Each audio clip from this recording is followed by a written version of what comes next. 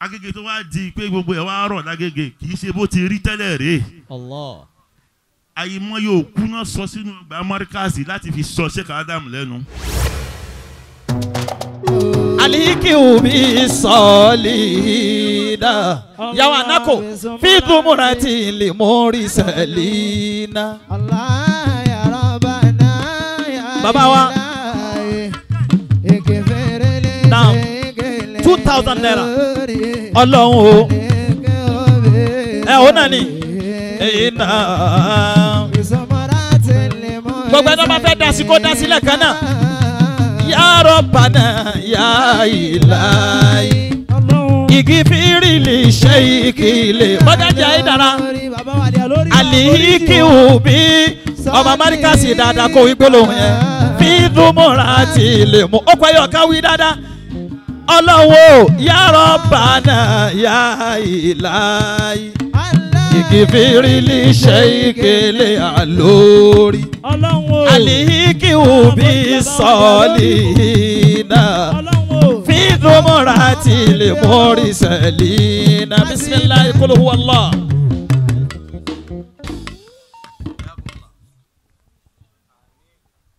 Amen. Amen. Ní orúkọ Ọlọ́run. Allah. Bàbá àná. Ọba òní. Allah. Ọba ọ̀la. Allah. Àwòwájú ààrẹ nìkan Ọlọ́run la rí. Allah. Àwọ̀ ẹ̀yìn ààrẹ nìkan àwọ̀ tún àwọ̀ òsì. Àwọ̀ òkè àwọ̀ ilẹ̀. Jọmọ́ ẹ̀dá kan bá ń gbọ́ Ọlọ́run tóbi. Allahu akbar. Tí a bá dájọ́ sí ọ̀nà tí Ọlọ́run bá àlékè ọlá bá wá yọ̀ǹda pé kí ọjọ́ náà ó kò bó ti kò yìí. Masha Allah. Ọlọ́run ò kádàrá kárí nǹkan kan tó yọ wá lẹ́nu. Alhamdulillah. Láti ìgbà tí a ti bẹ̀rẹ̀ kì í ṣe mímọ̀ ṣe wa. Alhamdulillah. Ìyẹn náà ń túmọ̀ pé ní Ọlọ́run bá yọ́nú sí ìjókòó yìí. Masha Allah. Tí a bá wá ń ṣe nǹkan nínú ilé bàbá wa Haidara tí Sheikh Adam bá wà ń bẹ̀ bọ́lọ̀ ti kádàrá tòní ajá sí pé ní àtọ̀tún wa àtòsí wa adá ọ̀rọ̀ wa padà sí pìlẹ̀ ni. Masha Allah. Bàbá wa Haidara àgbà yóò ṣàwọn àdì Haidara ọlọ́ndàkùn adékùnkẹ́ bá a ṣe fún wọn. Àmín. Mọ̀lánà Sheikh Adam adékùnkẹ́ ọlọ́ndàkùn bá a ṣe fún wọn. Àmín. Ọjọ́ ti lọ. Bẹ́ẹ̀ni. Ó yẹ kí n máa dákọ̀ àwọn èèyàn kànrìn tí ń bẹ ń kalẹ̀. Allah. Ṣùgbọ́n kò sí bí mo ti lè wulẹ̀ kí n mọ̀ yín dákọ̀ tó. Bọ́lọ́run ti lè dákọ̀ yín lọ́dọ̀ ara rẹ̀. Mo bẹ̀ Ọlọ́run. Mo fi ipò ẹni tó lálùbáríkà jù láàrin wa láàyè yìí. Tó jẹ́ ẹni tí Ọlọ́run ọba nífẹ̀ẹ́ sí jù lọ láàyè yìí. Kì bá àjọkùnrin, kì bá àjọbìnrin, kì bá àjọmọdé, kì bá àjágbà. Yálà àfáà ni, yálà bíríkìlà ni, yálà oníjọba ni, yálà orí adé ni. Tó já sí pé òun ni Ọlọ́run ọba nífẹ̀ẹ́ sí jù lọ láàyè yìí.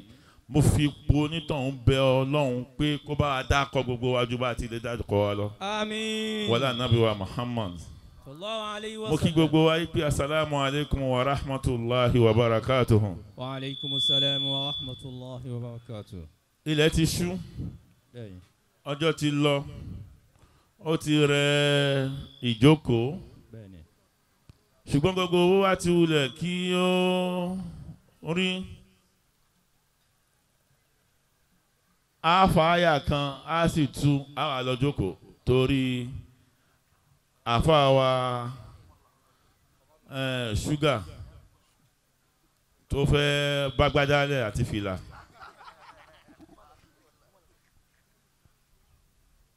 Ẹ dákun tí omi bá di tó bá di pé ààrí omi mu mọ́ lẹ́kọ̀ọ́ yìí mo rò pé ajá mi náà ìlànà láti lọ pé òun ní sàn pé omi látàárọ̀. Bẹ́ẹ̀ni. A sì mọ túmọ̀ rẹ̀ tómi bá ti wá tán ó ti ẹ̀dá pé police college láwà á ní wọ́n wá arrest ẹ̀ ni òun ló fẹ́ kó mi kúrò lẹ́kọ̀ọ́. Ojú bẹ́ẹ̀ lọ.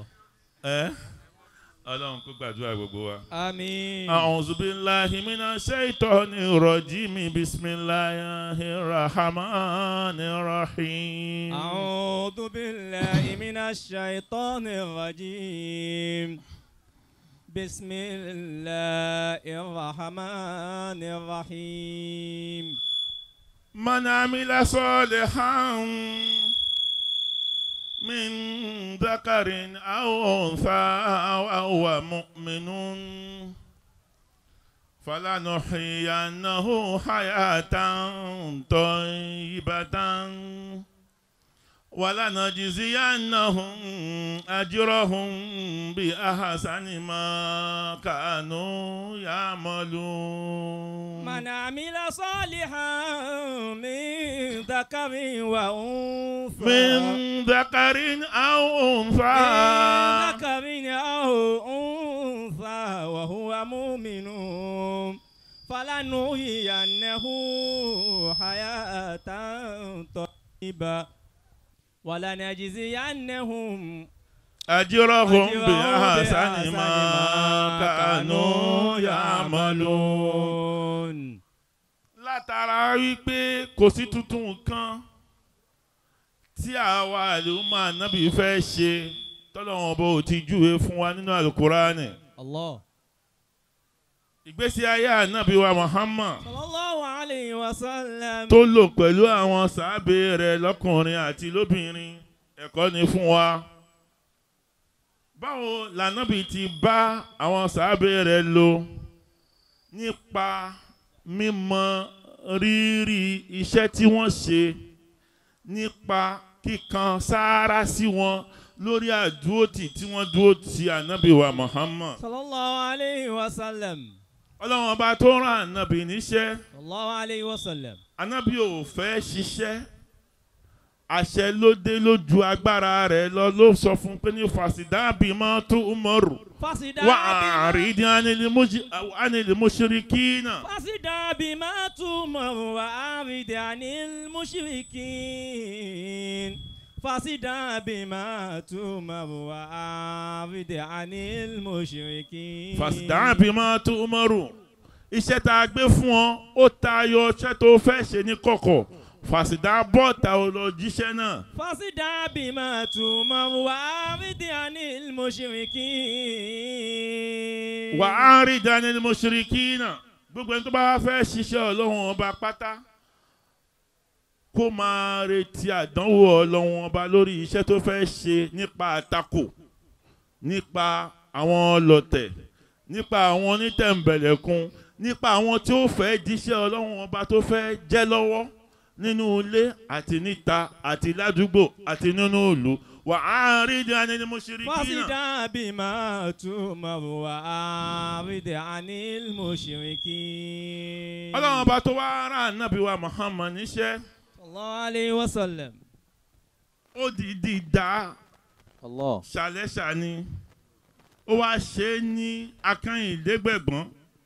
Kúránì sọ fún wa pé walaqad sabaqati kalimatuna li'ibadina limursalin innahum lahumul mansurun wa inna jundana lahumul ghalibun. walaqad sabaqati kalimatuna li'ibadina limursalin إنهم لهم المنصورون وإن جندنا لهم الغالبون. ولقد سبقت كلمتنا لعبادنا المرسلين. Ọlọ́run bá sọ yìí pé ní gbogbo àwọn tí a ránṣẹ́ lójíṣẹ́, àwọn ànábì Ọlọ́run ọba, àwọn àfáàfin yé wa yìí pé ní òǹkà wọn ó pọ̀ rẹpẹtẹ.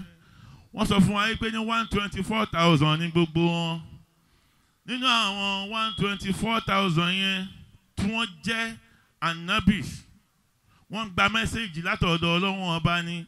Ṣùgbọ́n Ọlọ́run ọba ò rán wọn sí gbogbo ayé, kò rán wọn sí ìlú, kò rán wọn sí èèyàn kankan. Àwọn nìkan ni wọ́n ní mẹ́sẹ̀gì. Ṣùgbọ́n nínú àwọn bẹ́ẹ̀, Ọlọ́run ọba wá ṣà àwọn kan lẹ́ṣà. ó wá kú 103 jáde nínú wọn. Ó wá ṣe àwọn yìí ní ọ̀gá fún àwọn 124,000 yẹn. Àwọn yẹn ni wọ́n wá ń jẹ́ òjíṣẹ́. Ìyàtọ̀ wá ń bẹ láàrin ànábì àti rọ̀súùlù. Ẹni tó bá jẹ́ ànábì ó ń dàgbà mẹ́sẹ̀jì látọ̀dọ̀ Ọlọ́run ọba ni. Ẹni tí bá wá ń jẹ́ rọ̀súùlù lẹ́yìn ìgbà tí ó ń gba mẹ́sẹ̀jì yẹn ó tún wá rí àṣẹ ìpè ní ìwọ nìkan kan ló ní mẹ́sẹ̀jì bọ́ọ̀tà lọ jíṣẹ́ fáwọn èèyàn rẹ̀. Wàlàkọ́dí sábàkọ́tì kẹlímẹ́tùnà lè bàdínà mùsẹ̀lì. Àwọn yẹn wá jẹ́ 113 láàrin àwọn 13 tàdákọ̀ yẹn Ọlọ́run wá dákọ̀ àwọn 25 fún wa tí ṣe 25 nínú Al-Qur'ani. Láàrin àwọn yẹn wá fi 5 ṣọ̀gá gbogbo wọn kó tó wá fi ànábì wa Muhammad ṣọ̀gá gbogbo wọn. Tóun ti bẹ́ẹ̀ Ọlọ́run fẹ́ fi yé wa wípé gbogbo ẹni tóun bá ti ránṣẹ́ yóò kan àdánwò. Wàlàkọ́dí sábàkọ́tì kẹlímọ́tùnà li'ibadinal mursalin innahum lahumul mansurun wa inna jundana lahumul galibun. Wàlàkọ́dí sábàkọ́tì kẹlímẹ́tùnà libadinal mursalin innahum lahumul mansurun wa inna jundana lahumul galibun. Àlùkáwà ni Ọlọ́run ọba ní pé ní aràn ní iṣẹ́ bá ní débẹ̀ lọ́lọ́run ọba. Masha Allah. Gbogbo àwọn tọ́lọ́run ọba bá ti ṣàlẹ́ṣà tó bá fi rán wọn níṣẹ́ ń dami síwájú fún wọn nìkan lè bá tẹ̀lẹ̀ tútù lórí iṣẹ́ tí wọ́n fẹ́ ṣe. Nítorí pé ní ẹni tọ́lọ́run fẹ́ rán àwọn òjíṣẹ́ lọ bá ẹ̀hànnà ni wọ́n, oníkànkínná ni wọ́n, alágídí ni wọ́n, onímọ́tómọ́tó ni wọ́n, oníkàyàkàyà ni wọ́n, alágbára ni wọ́n. Gbogbo tẹ́ bá wí fún wọn wọn ní gbọ́ wọn ní gbà. Àfẹnitọ́lọ́run bá mọ̀ sẹ́ẹ̀mí ẹ̀rọ fún ṣe Ọlọ́run pé àwọn eléyìí ó yí padà. Ọlọ́run wá sọ pé wàlàkọ́dí sábàkọ́tì kẹlímọ́tùnà li'ibadinal innahum lahumul mansurun. Gbogbo àwọn tá a bá ránṣẹ́ wọ̀nyẹn tá a ṣàlẹ́ṣà yẹn nú àwọn tí wọ́n jẹ́ 113 wọ̀nyẹn innahum lahumul mansurun. Àní fi wọ́n lẹ̀ fún yàjẹ́, àní fi wọ́n lẹ̀ kọ́ṣẹ̀sín, àní fi wọ́n lẹ̀ kọ́kàbùkù, àní fi wọ́n lẹ̀ kán tẹ́ láwùjọ. Innahum lahumul mansurun wa inna jundana lahumul galibun. Ntí ó kàn máa bẹ́nu ọ̀rọ̀ wọn ni pé oníkálukú tó fẹ́ ṣiṣẹ́ Ọlọ́run ọba yóò tó di Ọlọ́run ọba mú, tó di òpó Ọlọ́run ọba mú gẹ́gẹ́ bí àwọn ìtànà bí wọ́n ṣe ṣe, báwọn ànábì Ọlọ́run ọba ti ṣe. Ntí ó kàn kù ní pé a máa rí nínú ìtàn pé ànábì báyìí mọ̀ jìyà, ṣéwù báyìí mọ̀ jìyà. Agége tó wá di pé gbogbo ẹ̀ wá rọ̀ lágége kì í ṣe bó ti rí tẹ́lẹ̀ rèé. Allah. Àyìnmọ́ yóò kú náà sọ sínú ìgbà Amẹ́ríkàsì láti fi sọ Sheikh Adam lẹ́nu. Àwọn èèyàn máa dẹ wọn ọjọ́ ti pẹ́ tí wọ́n ti máa ṣe fìtínà pẹ̀lú àwọn ẹni Ọlọ́run. Allah. Pé àní gbàṣẹ iṣẹ́ tó fẹ́ ṣe ò ní rí jẹ́. Kíyàn wá ríṣẹ́ Ọlọ́run ọba jẹ́ gẹ́gẹ́ bí àwọn ànábì Ọlọ́run, gẹ́gẹ́ bí àwọn òjíṣẹ́ Ọlọ́run ti rí jẹ́ lásán kọ́. Àánú Ọlọ́run ọba ní máa kún wọn. Àfọ olórin sọ wípé wà ìzàlẹ̀ àìná yàtù láhàzọ ti kájú fún ònà ha nam falima káwí fún kùlùhùn náà àmánú wà ìzàlẹ̀ àìná yàtù. Wà ìzàlẹ̀ àìná yàtù. Láhàzọ ti kájú fún ònà ha. Láhàzọ ti kájú fún ònà ha. Láhàzọ ti kájú fún ònà ha. Láhàzọ ti kájú fún ònà ha. Nam falima káwí fún. Nam falima káwí fún. Kùlùhùn náà àmánú. Kùlùhùn náà àmánú. Ó ní wà ìsádẹ́kì iná yàtú láhàzọ ti kájú fún ònà ha tí àánú Ọlọ́run ọba tọ́lọ́run bá ti ṣẹ́jú àánú rẹ̀ mọ́ lára nam ó ní lọ sùn má dààmú ara rẹ mọ́. Fánímà káwífù kúlù húnà àmọ́nù gbogbo ń tí dẹ́rù báyàn ó di rọrùn fún ọ. Bá Ànábì wa Muhammad ṣe wá tó yẹn. Sallallahu alayhi wa sallam. Tó já sí pé ní Ọlọ́run ọba ló rán níṣẹ́. Ànábì Ọlọ́run ọba tó rán níṣẹ́ ni ó tó kó rán Ànábì níṣẹ́ kó sì máa rán ẹnìkankan tẹ̀lé kẹ́nìkankan má gbà fún nínú àwọn sàábé. Torí pé Ọlọ́run ọba ló rán níṣẹ́ kò ní ìdí Abubakar kò ní ìdí Umaru kò ní ìdí Usmanu kò ní ìdí Ali kò ní ìdí Abdullah ní ọmọ Aufi Musabu ọmọ Umeru kò ní ìdí gbogbo wọn ṣùgbọ́n Ọlọ́run ọba ò ṣe bẹ́ẹ̀ kó lè bá a jẹ́kọ̀ọ́ fáwọn àtà ń bẹ lẹ́yìn ipe gbogbo àwọn tó bá fẹ́ ṣiṣẹ́ Ọlọ́run ọba àádúró tì wọ́n ni. Gẹ́gẹ́ bí Abubakar ti dúró ti Ànábì gẹ́gẹ́ bí Umaru ti dúró ti Ànábì gẹ́gẹ́ bí Usmanu ti dúró ti Ànábì Abdulrahman Aufi ti dúró ti Ànábì òun ló ṣe sọ yìí pé ní innahum lahumul mansurun wa inna jundana lahumul galibun. ولقد سبقت كلمتنا لعبادنا المرسلين إنهم لهم المنصورون وإن جندنا لهم الغالبون. Káwá wo ṣẹ́ tí àwọn tí máa ń bẹ lára àwọn àfáà tí wọ́n bá ṣe káfà wá wò yí pé ní ìwọ ó tọ́ sí kákan sára sí ọ ní tìtorí bó ti ń ṣe pẹ̀lú wa lórí ẹ̀sìn. Ìwọ lọ́kùnrin ìwọ lóbìnrin kì í ṣàdádálẹ̀ súnà Ànábì wa Muhammad ni ẹ̀. Sallallahu alayhi wa sallam. Nítorí pé ní Ànábì wa Muhammad ló bẹ̀rẹ̀ bẹ́ẹ̀. Abubakar tí a mọ̀ sí ọwọ́ ọ̀tún Ànábì wa Muhammad tó já sí pé ní òun ló kọ́kọ́ gbà fún Ànábì lọ́kùnrin lágbàlagbà. Gbogbo ẹni tá a bá ti wá rí wípé a máa dúró ti ẹ̀sìn a máa dúró ti àwọn àfáà lórí afẹ́ kọ́mọ ní kéwú afẹ́ ṣe kútúbà afẹ́ ṣe wáàsí afẹ́ dá mọ́ṣáláṣí sílẹ̀ a máa wá sanwó jẹnẹrétọ̀ a máa sanwó àga a máa sanwó àwọn olùkọ́ tó já sí pé ní àsìkò tí àwọn èèyàn ò ká wọn àfáà kún á wàá rí àwọn díẹ̀ tí wọ́n wàá dúró pé ní asosas ojú òní tì yín lórí iṣẹ́ yìí ntẹ gbé dání yìí yóò ṣeé ṣe á wàá wò pé bí wọ́n ti fẹ́ wúlò yìí á wàá fi wọ́n sípò tí Abubakar wà sí Ànábì ìwọ wàá di kíni bàbá àdínì nítorí pé ní Abubakar gángan òun ni ẹni àkọ́kọ́ lágbàlagbà tó dúró ti Ànábì wa Muhammad òun ni bàbá àdínì Ànábì tábà kú ò bẹ́ẹ̀ èmi kọ́ mọ ní. Gbọ́sẹ̀ ẹ lọ ka Nasimu Sọba Nasimu Sọba fi akhbari Islam wa ulama ibiladi Yorùbá a kàn máa ẹ má jà á máa fi tírà tó lé ṣùgbọ́n lẹ́ẹ̀kọ̀ọ̀kan tí àǹfààní bá jáde báyìí a máa nájú wo àwọn tírà pé kí n bàbá yìí ti sọ lórí n tó fẹ́ jọ irú eléyìí a máa wá fà á sí tòsí ẹ lọ ka Nasimu Sọba ẹ bá ń bẹ̀. Bàbá wa sọ yìí pé àkọ́kọ́ bàbá àdínì Abubakar ni tábà fẹ́ rí ẹni tá a máa pè lóbìnrin tó jẹ́ pé ní eléyìí ó wọ́ ti ìyá àdínì bọ́lá ń ṣe Àdíjà fún Ànábì tó já sí pé nígbà tá Ànábì ó fi fẹ́ Àdíjà ọmọ ọdún 25 l'Ànábì wà ọmọ 40 ọdún ni Àdíjà wà Àdíjà ò wá ṣe gàrú sí Ànábì bó ti lówó tó bó ti ní gbajúmọ̀ tó bó ti láàsìkí tó bó ti jẹ́ pé ní sàmárì nínú ìlú gbogbo ohun tó ní láàsìkí ó ìtẹríba fún Ànábì ni ẹni tá a bá róbìnrin tó fẹ́ wúlò bẹ́ẹ̀ láwùjọ wa a máa wá pẹ̀lú wọn ní ìyá àdínì.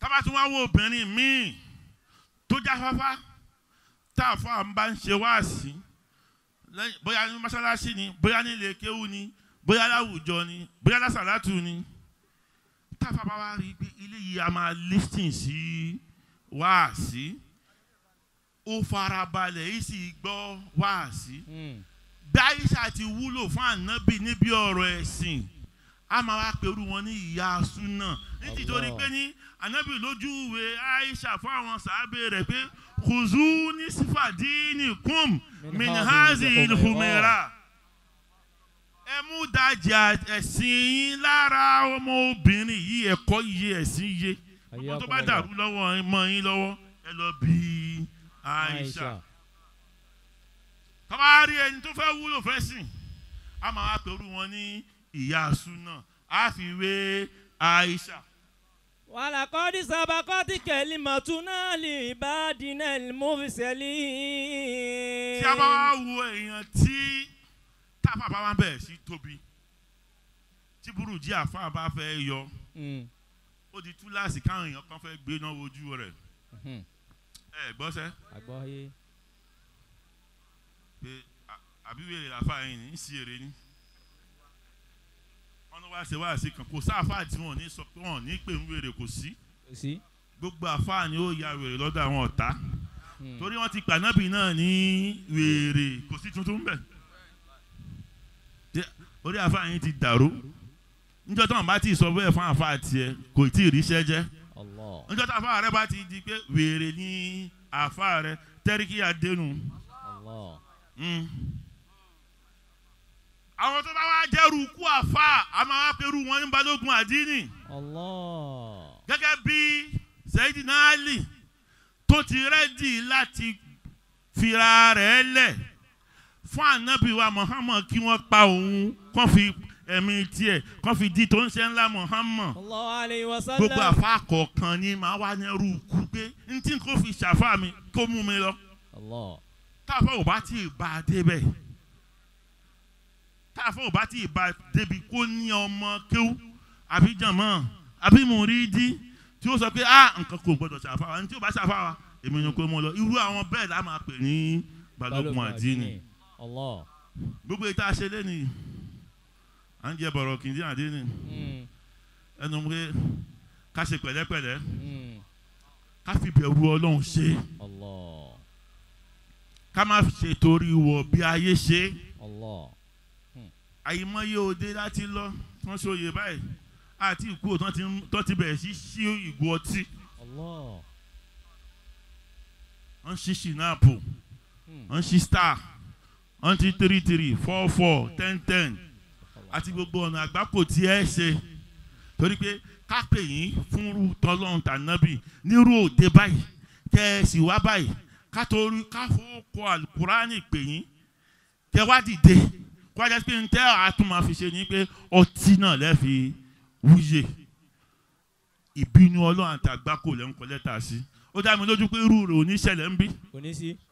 tẹ́bátẹ̀ wá fẹ́ dánwò èyí tá a wí ti tó láti dẹ́rù bá yín pé èyí látúbọ̀ tán rẹ̀ béèyàn bá ṣe rú ẹ̀. ń ta torí ẹ̀ fún yín lóye òun ní kẹ́ lè múra sí. ẹ wà wọn tá a fi yín wé àwọn al-asharatul mubashsharuna bil janna àwọn sàábì ànábì tí wọ́n gba sátífíkẹ́ẹ̀tì àlìjọ́nà látàyé àwọn ni wọ́n yẹn tó já sí pé ní iṣẹ́ ọwọ́ wọn náà fi rà á kì í ṣe yí pé bóyá wọ́n fi agídí ṣe iṣẹ́ ọwọ́ wọn tó ṣe fún ànábì náà fi dìsáàbù ẹ̀ afá ti ní mọ́ṣáláṣí ó ti kọ́lé ara rẹ̀ ó sì ti ní mọ́ṣáláṣí kábàpẹ̀ yín lónìí wípé ó yẹ mú wá bí afá ṣúgà ti ń ran wọn ní ìmọ̀ pé ṣúgà mọ̀ yẹn ń ran tó yìí ìwọ̀n ṣúgà sí wọn lára báyìí. bẹ́ẹ̀ni ó ti pẹ́ ó tó bójú ti ń kán mi tó mo sọ fún ìmọ̀mù ẹ̀ pé mo sì fẹ́ kí ṣúgà ó gba 500,000 lọ́wọ́ àwọn eléyìí ó sì ojú sì ti ń kán mi ó sì pé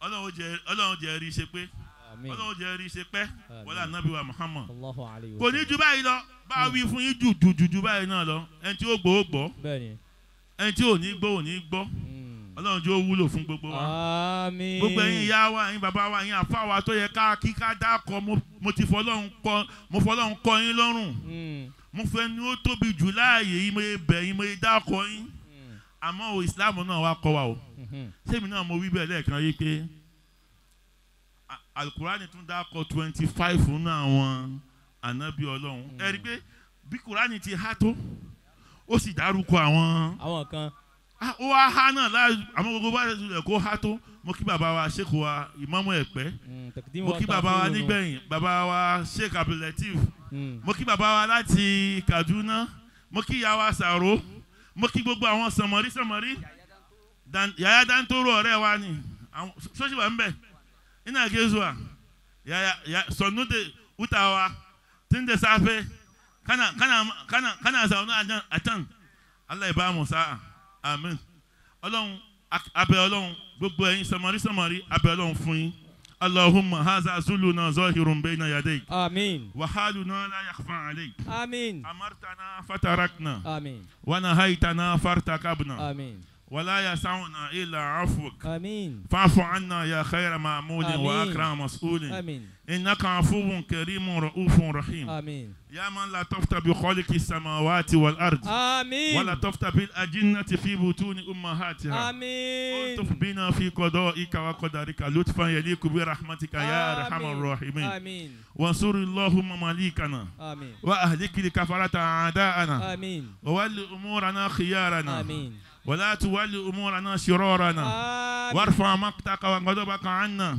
آمين ولا تسلط علينا آمين بذنوبنا من لا يخافك ولا يرحمنا آمين ojúdarí mo kí yín آمين ẹ tí bọ́ agbádá náà ẹ tí bọ́ fìlà náà subhana rabbika. رب العزة عما يصفون وسلام Adama Al-Ilory Adama Al-Ilory Al-Ilory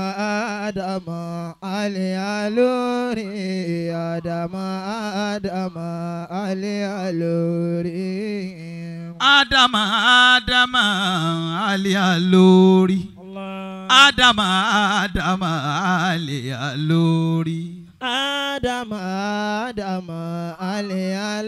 ọ̀rọ̀ olówó iyebíye ni bàbá sọ fún wa yìí.